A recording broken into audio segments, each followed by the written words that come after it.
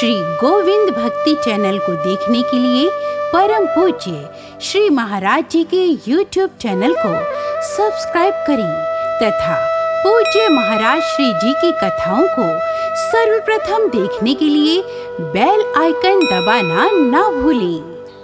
अब पेट में भी कई फंक्शन है, किडनी है, लीवर है, तो लीवर सोचे कि हम आगे नहीं बढ़ाएंगे, किडनी में नहीं जाने दे, किडनी कहें हम अपने पास ही रखेंगे तो किडनी खराब हो जाएगी।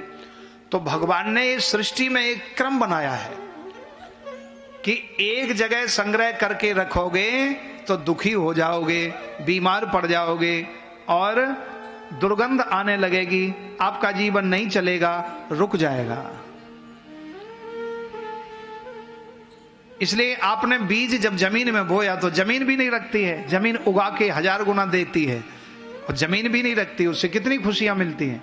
तो आगे देने से खुशियां मिलती हैं, इकट्ठा करने से नहीं मिलती है। इकट्ठा करने से तो दुख, कलह, द्वेष, ईर्ष्या, अहंकार, उसमें दुर्गंध ही आना है। इसलिए जो प्राप्त हुआ उसको आगे बढ़ाओ, जो गुरुदेव ने हमें मंत्र दिया उसको तुम आगे बढ़ाओ, आगे जपो, जपने से आगे बढ़ता है। गुरुदेव ने कहा 11 माला जपिए, तो आप 11 की जगह 21, 108 जपिए, फिर देखिए आपकी ऊर्जा। क्योंकि जप करने से आयु बढ़ती है, तप करने से यश बढ़ता है, दान देने से धन बढ़ता है। ये नियम है प्रकृति का। तो पृथ्वी को जब दिया तो पृथ्वी ने उसका उल्टा और 1000 गुना पैदा करके दिया। एक सरसों का दाना बोते हो, और सरसों का पेड़ कितना बड़ा होता है, एक पेड़ में कितने, कम से कम 100 दाने तो होते ही होंगे, हैं 200-150 दाना एक सरसों में हो जाते हैं। सरसों के एक दाने में और कितनी फली लगती हैं, वो एक फली में 10-15 सरसों के दाने होते हैं, और कितनी फली लगती हैं, उसमें सैकड़ों फली लगती हैं। तो एक दाना की बजाय पृथ्वी माता 1000 दाने सरसों के 1000 गुना पैदा करके देती है। ऐसे ही हाथों ने गिलास तोड़ा, मुख में गया, मुख ने चबा के अंदर पेट में ले गए, पेट ने, किडनी ने उसका फिल्टर किया, और किडनी से लीवर में गया, लीवर ने फिर ब्लड, रक्त बनाया, और भी व्हाइट रक्त होता है, रेड रक्त होता है, इस तरह के कई तरह के। तो वो होने के बाद फिर हड्डियों में वो गया, हड्डियां मजबूत हुई, रक्त बना, मांस मज्जा बनी, और शक्ति में, बुद्धि में भी वो गया। तो इस प्रकार से शरीर चला, और शरीर चल के इस शरीर ने फिर आगे जो मंत्र का जप किया, और वो मंत्र जप करके परमात्मा को प्राप्त कर लिया। तो परमात्मा से प्राप्त हुआ, वो परमात्मा में ही लीन हुआ। ये प्रकृति का नियम है कि जहां से आया वो वहीं जाना है। तो बोले यदि वो वहां तक नहीं पहुंच पाया तो भटकता रहेगा। जब तक वहां नहीं पहुंचेगा तब तक वो जन्म मरण के चक्कर में ऐसे ही दुख, कलह सहता हुआ चलता रहेगा। इसलिए जो कर्म जैसा करें अच्छा है, लेकिन परमात्मा के आश्रय को लेकर के जो कार्य करेंगे वो सत्कर्म है। परमात्मा से अन्यत्र इतर यदि कर रहा है तो वो परमात्मा से विमुख हो जाता है। इसलिए जिन हरि कथा सुनी नहीं काना, श्रवण रंध्र अहि भवन समाना।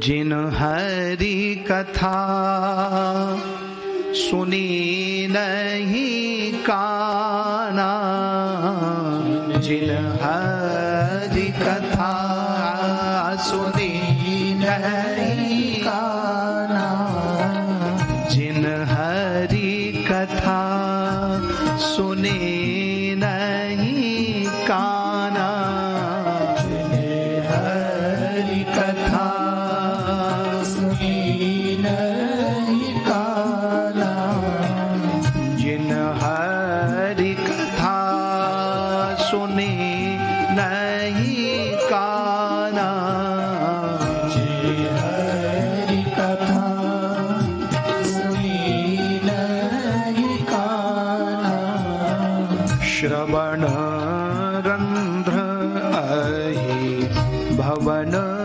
समाना, श्रवण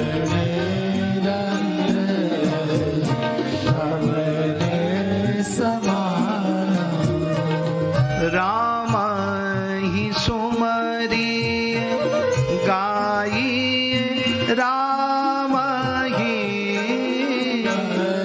सुमरी गाई, राम ही सुमरी गाई, राम ही सुमरी गाई,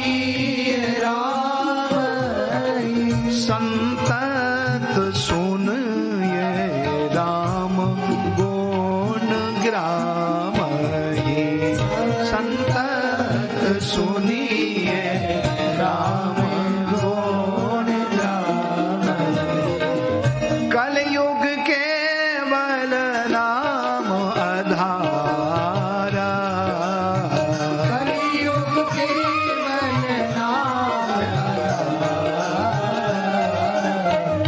कलयुग केवल नाम आधारा, कलयुग केवल नाम आधारा, सुमिर सुमिर नर उतरहि पारा, सुमिर सुमिर नर उतरहि पारा,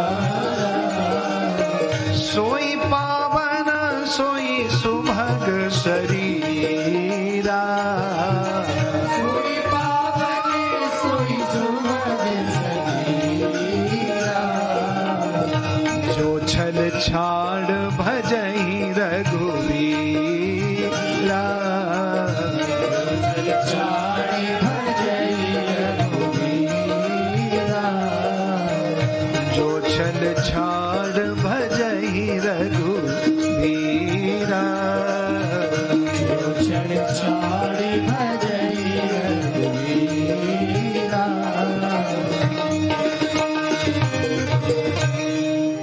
इसलिए राम ही सुमरिए गाइए राम ही।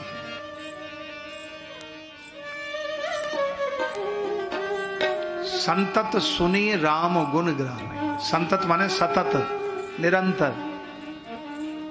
सुनिए राम गुण ग्राम है, भगवान के गुणानुवाद सुनो। क्यों सुनो? बोले ज्यादा सुनोगे तो वो ही चिंतन में आएंगे, चित्त में भी वो ही आएंगे। सीधी सी बात है, आप जिस क्रिया का और जिस वस्तु का ज्यादा सेवन करोगे वो आपके जीवन में प्रभावित होगी।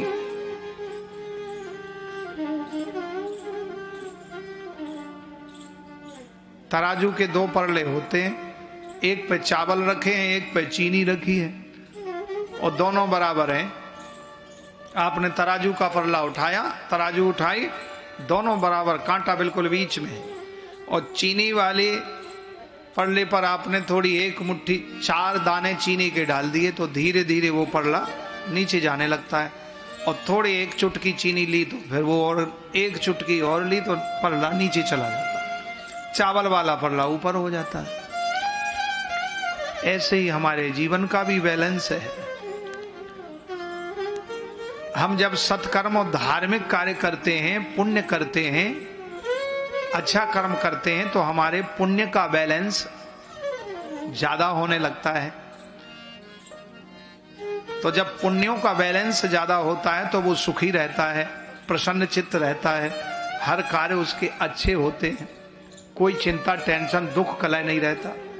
और फिर जब पाप का बैलेंस ज्यादा बढ़ने लगता है, धार्मिक कर्म कम होते हैं, तो फिर पाप वाला परला ज्यादा भारी हो जाता है। तो अशांति, दुख, कलह, चिंता, टेंशन, रोग, कई तरह की बीमारियां।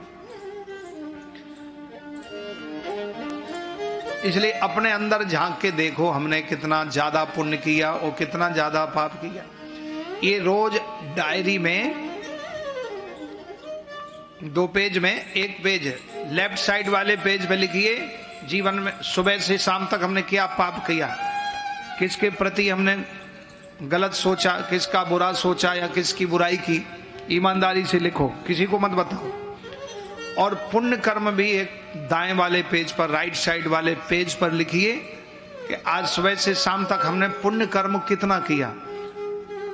पूज्य भाई श्री जी हनुमान प्रसाद पोद्दार जी अपने जीवन की डायरी बनाते, उनकी जीवन में लिखा है, उनकी भाई जी की पावन यात्रा एक किताब है, पुस्तक है। उसको जो पढ़ता है तो बड़े से बड़ा कठोर हृदय वाला भी रोने लगता है। ऐसा अद्भुत उसमें उद्गार लिखे हैं, भगवान के प्रति क्या उद्गार लिखे हैं उसमें। ऐसे पढ़ के ऐसे लगता कि सामने बैठे हैं भाई जी पोद्दार जी और सामने ठाकुर जी कृपा कर रहे हैं, ऐसा वर्णन है उस किताब में। भाई जी की पावन यात्रा गीता प्रेस गोरखपुर पर पुस्तकालय पे मिलेगी। बहुत अच्छी अच्छी ग्रंथ है।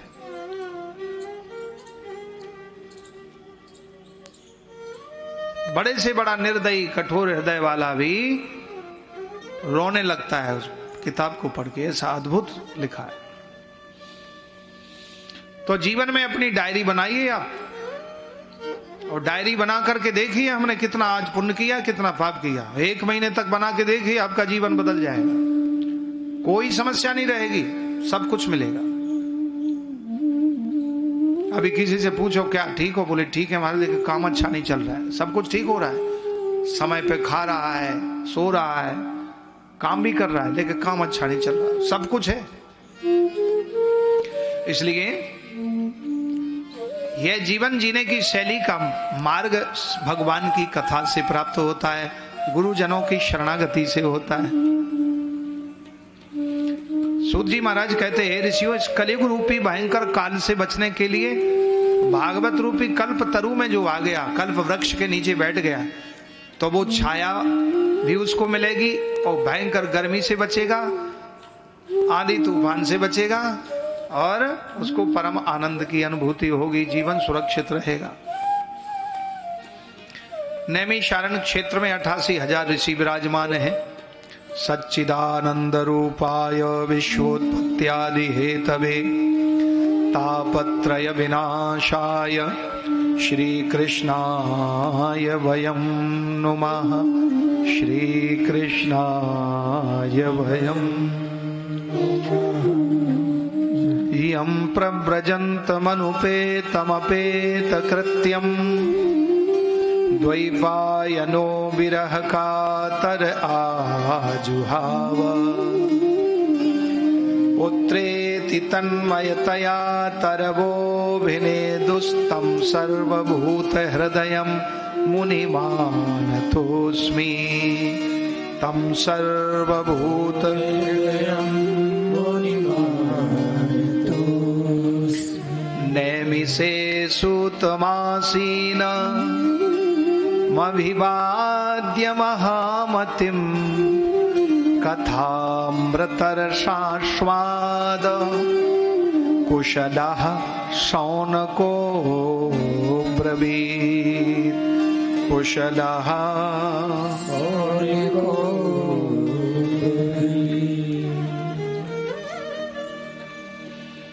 नैमिषारण्य क्षेत्र में 88,000 ऋषि सूत जी महाराज से प्रार्थना कर रहे हैं कि हे प्रभु, ऐसी कथा सुनाओ जिस कथा को सुन के हमें परम आनंद और शांति की प्राप्ति हो। बड़े बड़े तपस्वी यशस्वी ऋषि, निर्गुण ब्रह्म का चिंतन करने वाले, उन्होंने प्रार्थना की है। सूत जी महाराज से कहा कि हे महाराज, आप कोटि सूर्य समप्रभा सूताख्या ही कथा सारम मम कर्ण रसायन अज्ञान ध्वांत विध्वंस कोटि सूर्य समप्रभा। अज्ञान रूपी अंधकार को ध्वस्त करने में आप करोड़ों सूर्यों के समान हो, इसलिए आप कृपा करके कथामृत पान करा के हमारे अज्ञान को दूर कर दीजिए। सूत जी महाराज ने कथा सुनाना प्रारंभ किया। नैमिषारण्य क्षेत्र में सौनकादि 88,000 ऋषियों के 6 प्रश्न से पूर्व सूत जी महाराज ने एक बात कही कि हे ऋषियों, हम आपको वो कथा सुनाएंगे जिस कथा को सुनने के लिए देवता भी तरसते हैं। कालव्याल मुखग्रास त्रास निर्णास हेतवे श्रीमद्भागवतं शास्त्रं कलौकीरेण भाषितम्। श्रीमद्भागवतं शास्त्रं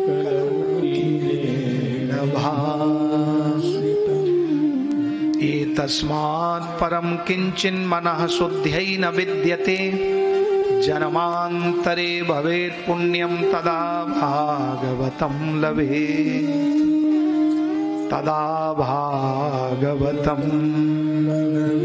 सूत जी कहते हैं ऋषियों, जब जन्म जन्मांतरों के पुण्य एकत्रित होते हैं तब भगवान की कथा सुनने को मिलती है।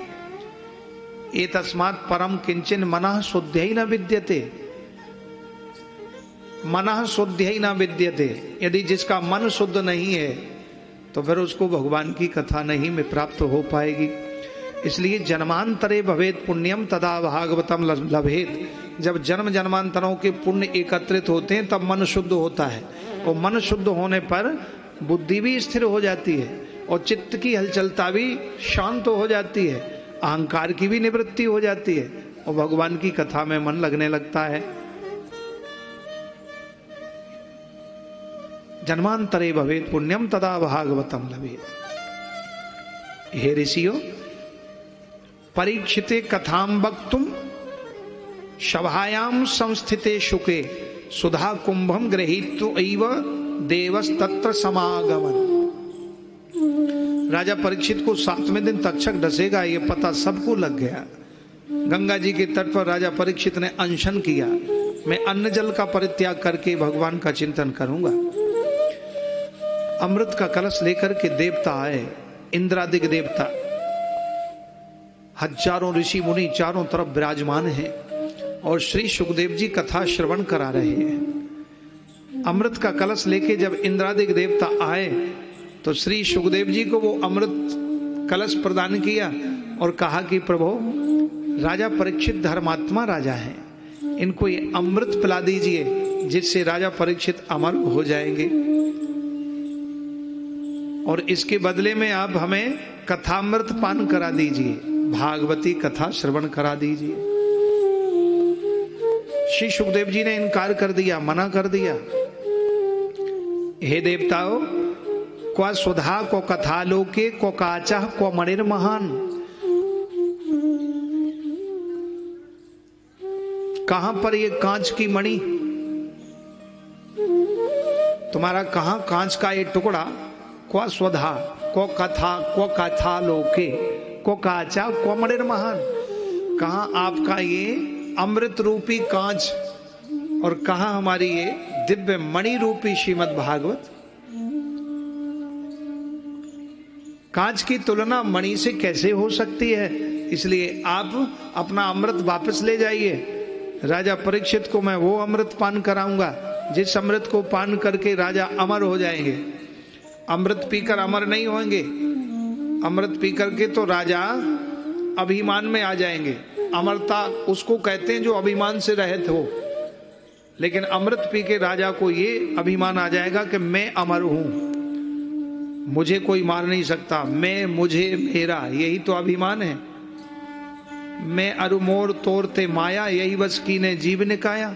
मैं मेरा तू तेरा, इसी का नाम माया है, अभिमान है।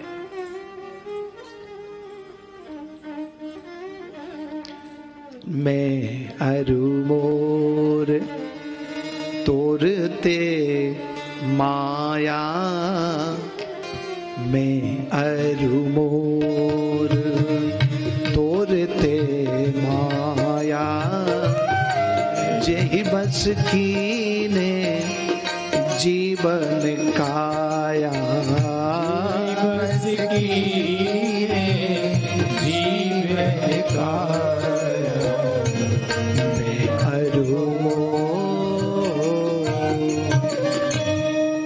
मैं अरुमोर तोरते माया, यही अहंकार का प्रतीक है।